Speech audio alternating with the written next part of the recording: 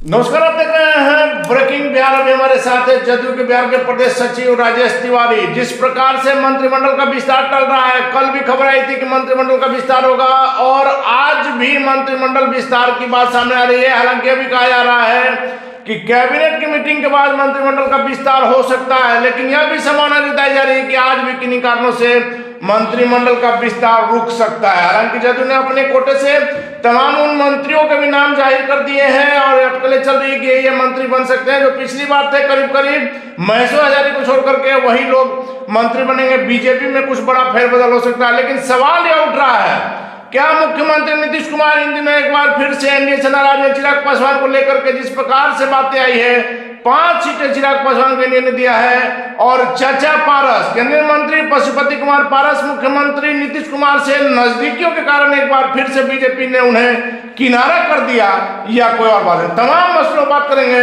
राजेश तिवारी जी। पारस जी को मुख्यमंत्री नीतीश कुमार से नजदीकियों की सजा मिली है या कुछ और?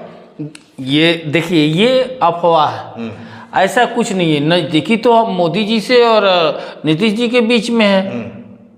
नजदीकी भी था, दुश्मनी भी था, राजनीतिक रूप से। लेकिन इस तरह का अफवाह जो फैला रहे हैं, ये राजद के लोग हैं, कांग्रेस के लोग हैं जो अफवाह फैला रहे हैं। निश्चित रूप से ये है कि हमारे एनडीए गठबंधन के घटक दल में आपसी एकता है और वो भी चट्टानी एकता है। और जिस तरह से ये फैलाया जा रहा है कि नहीं पारस जी को ये हुआ, ये बीजेपी के इंटरनल मैटर था। अपना देख करके समझ करके भाजपा के जो शीर्ष नेता है वो डिसीजन नहीं है। आजकल की चट्टानी एकता क्या रेत की दीवार की तरह हो रही है क्या? ऐसा कुछ नहीं है। आप जो पार्टी से हमारा बीजेपी से गठबंधन जो है वो 96-97 से है, और उस में गठबंधन तो कई बार हुआ, कितना देर हुआ। वो तो जनरली पति पत्नी के बीच में 7 जन्म का रिश्ता, वो भी तो उठ करके कहीं इधर से उधर होता है। ये कोई बात होता है? अरे ये आपसी है लोकतंत्र। लेकिन मनभेद नहीं था, मतभेद था, और मतभेद को भुला करके फिर हम लोग एक हुए। फिर 2024 के बाद फिर से मनभेद हो जाएगा? अरे ये ऐसा कुछ नहीं है। हमारे नेता ने बोले हैं और हम लोग उस पर कायम है। और रह गई बात है कि समय की परिस्थिति के अनुसार से ऐसा कुछ होता है। चट्टानी एकता आपने कही राजेश तिवारी जी, इस चट्टानी एकता को कौन तोड़ रहा है? कल भी मंत्रिमंडल विस्तार की बात थी, लगातार सीटों के बंटवारे के लिए बात आ रहा है। अगर कुछ खींचातानी नहीं है, कोई समस्या नहीं है, तो क्यों नहीं आप लोग कर दे रहे? कौन रोक रहा है? कौन कह रहा है कि कोई? ये मुख्यमंत्री जी बोले हैं, उप मुख्यमंत्री बोले हैं, भाजपा के प्रदेश अध्यक्ष बोले हैं, जदयू के प्रदेश अध्यक्ष बोले हैं कि नहीं इस दिन गठबंधन का विस्तार होने जा रहा है कैबिनेट का। कोई नहीं बोला है। ये कौन फैला रहा है? राजेश तिवारी जी, मुख्यमंत्री नीतीश कुमार एक बार फिर से प्रधानमंत्री मोदी के साथ जाएंगे। जब हम लोग खबर चला रहे थे, आपने कहा, विजय चौधरी ने कहा, मुख्यमंत्री नीतीश कुमार ने कहा कि सब भ्रामक बातें हैं, ऐसा कुछ नहीं है। आखिर वही हुआ? देखिए, ये भ्रामक बात इन द सेंस कि उस समय का जो स्थिति था उसके अनुसार से नहीं हुआ।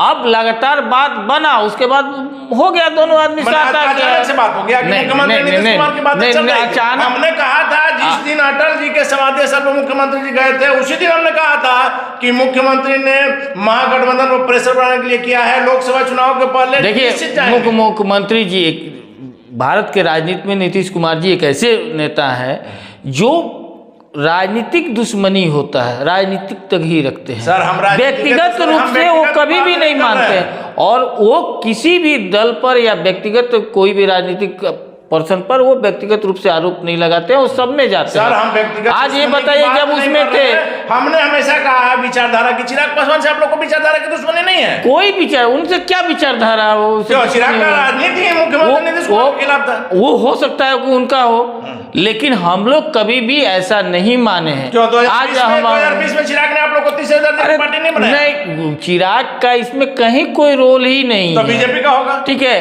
किसी का रोल, परिस्थिति ऐसा बना कि उस तरह का रोल बना, लेकिन किसकी गलती? चिराग किसी की गलती नहीं। गलती क्या? ये हमारा जो उस समय का स्थिति ऐसा बना कि बन गया।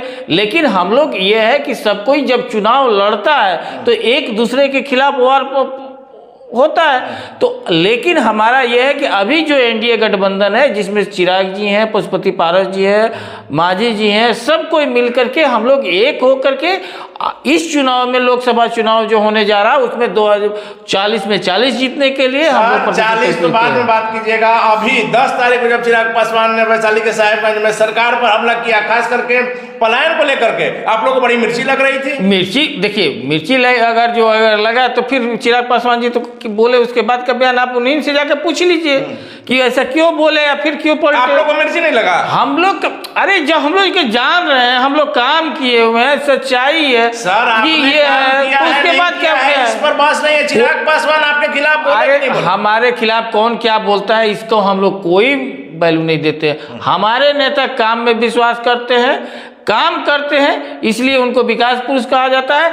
दूसरा कौन क्या बोल रहा है उन पर तो हम लोग उसे ध्यान नहीं देते। हाथी चले बाजार, कुत्ता भोके हजार, उसके पशुपति पारस की जो दुर्गति हो गई, जो विश्वासघात उनके साथ हुआ, क्या मानिएगा? इसके पीछे भी खेला है कि फिर नहीं, देखिए विश्वासघात या दुर्गति वाला कोई बात नहीं है। पशुपति पारस जी ऐसा तो कोई बात नहीं बोले हैं, या भाजपा जी हमारे साथ विश्वासघात हो गया है, ऐसा तो कुछ नहीं बोले हैं। वो कह रहे हैं, आज भी जो है उनका बयान है, आज भी उनका बयान है। कल आप उनके जो प्रदेश अध्यक्ष हैं प्रिंस राज जी, वो बोले कि हम एनडीए के साथ हैं, जो भी एनडीए के नेता का निर्णय होगा हमारा निर्णय होगा। सर, आप नेताओं की यही बात मुझे समझ में नहीं आती है। आपने सही कहा, प्रिंस राज ने कल ही एक्स पर अपने सोशल प्लेटफॉर्म पर लिखा है, लेकिन पारस जी के तमाम नेताओं का कहना है, सुबह में वो खबर भी चलाई है कि पारस जी किसी स्थिति में हाजीपुर से चुनाव लड़ेंगे, महागठबंधन से भी बात हो रही है। अनिल जी, जो राष्ट्रीय अध्यक्ष है, प्रदेश अध्यक्ष, उनके बातों को ध्यान दिया जाए। जब वो आकर के जो सोशल मीडिया पर लिख रहे हैं, बोल रहे हैं, उनको बात पर दिया जाए।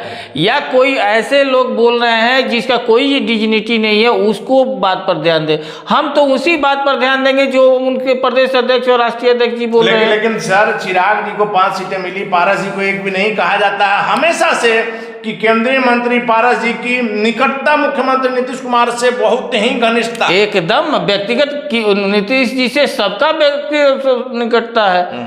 उसमें पारस जी भी हैं, आज भी हैं, और निकटता उसमें क्या है। लेकिन जहां तक चुनाव के मसला है, वो बीजेपी का इशू है।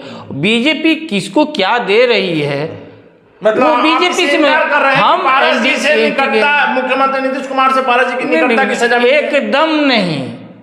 नीतीश जी से जिसके निकटता का संबंध मजबूत ही होता है, वो उससे खराब नहीं होता है। और रह गई बात है पारस जी का मामला है, तो पारस जी का और चिराग जी का जो भी मामला है, वो बीजेपी अपना हैंडल कर रही है, देख रही है कि किस तरह से सीट शेयरिंग किया जाए। चाचा भतीजा को बनाने में, अरे तो होता है घर में, तो आपस में थोड़ा सा टिनफिन रहता है, तो किसी को भी पसीना छूट जाता है, हर कोई अपना स्टेट पर रहते हैं। सर, आप नहीं मानिएगा, लेकिन जब पारस जी हाजीपुर से चुनाव लड़ने की घोषणा करेंगे, तब फिर आपसे हम बात करेंगे। आखिरी सवाल मेरा है, मंत्रिमंडल विस्तार आज होगा या फिर चढ़ जाएगा? ये नहीं, कहीं कुछ नहीं है। अरे मंत्रिमंडल है ही है, काम हो ही रहा है, विस्तार की बात है। ऐसा तो नहीं है कि मंत्रिमंडल में विस्तार की बात है।